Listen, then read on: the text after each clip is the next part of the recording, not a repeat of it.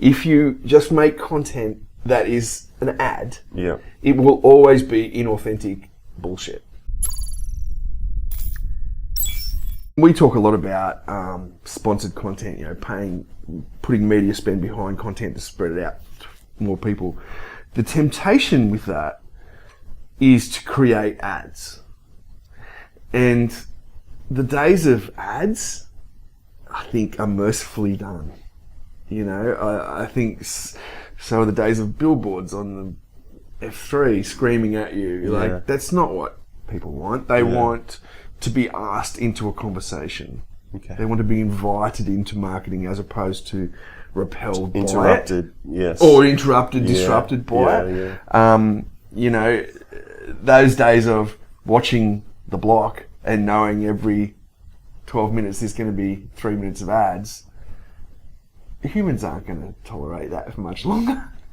People will binge a whole series of whatever on Netflix because there's no ads and you can just keep watching it. So we have to be smarter about that. We have to create content that is an ad, but certainly doesn't look like an ad. Yeah.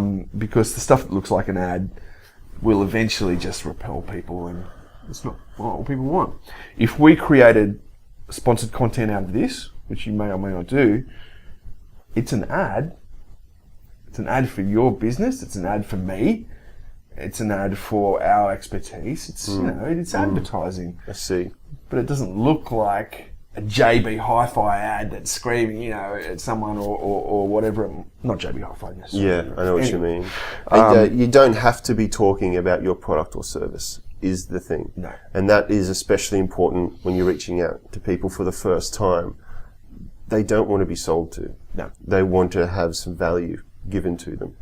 But they also don't want to be lied to, right? And so I often talk about, from the authenticity point of view, I'm not a suit and tie guy, you know that. Not even a shoes guy.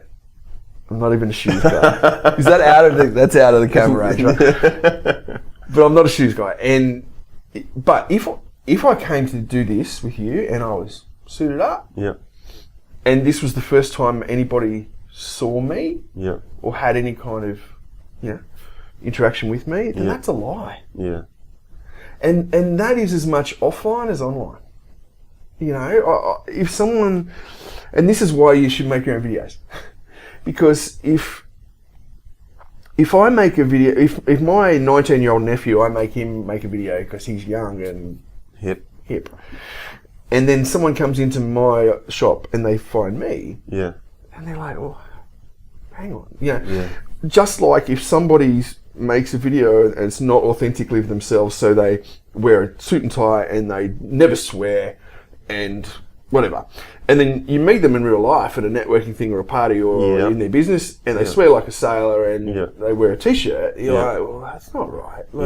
And even if it's not conscious, right, it could be a subconscious thing and you think, like, something's not right here. There's an element of distrust somewhere, somehow, and you can't put your finger on it. And I think the other thing is if we make content that is, and it's all about making ads as opposed to making content. If you just make content that is an ad, it will always be inauthentic bullshit.